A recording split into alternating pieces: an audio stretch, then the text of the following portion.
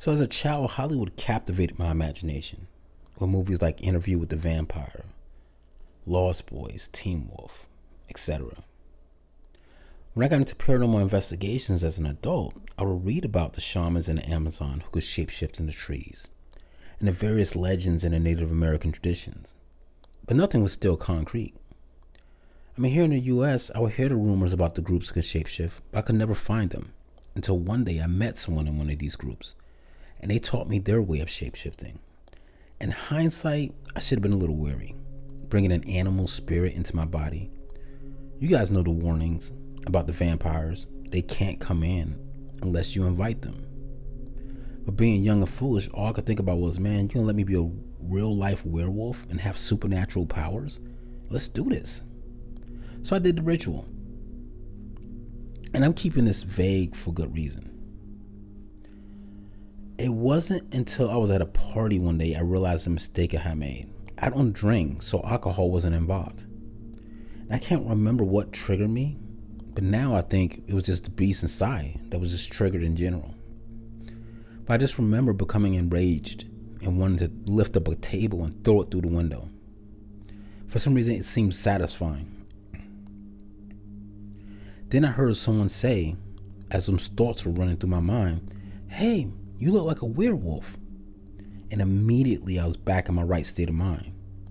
Now keep in mind, nobody was at this party knew I did these rituals. These are ordinary folks, ordinary people. I would think this is all make-believe. It was at that moment I knew I had to stop the ritual, so I did. Now, stopping the ritual didn't stop the beast.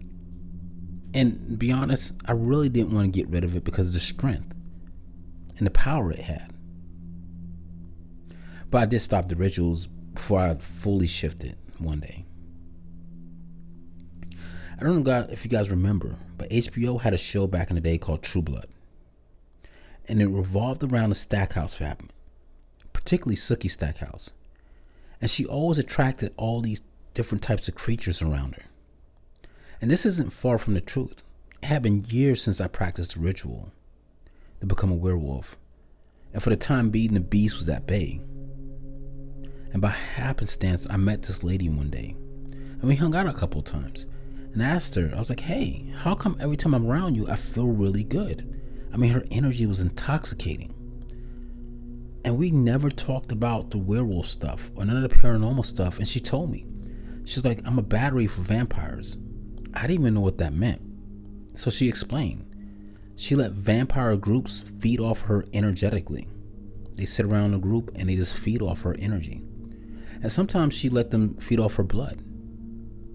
Now, I wish I would inquire further about if these vampires had any type of abilities like supernatural powers, but I didn't. She did invite me to a vampire festival. And when I looked online, I mean, there had to be hundreds of people out there. I mean, some of them obviously were cosplaying it. But by my guess, there was a few of them who were probably open practitioners. And this is just in one city. So who knows the actual number across America?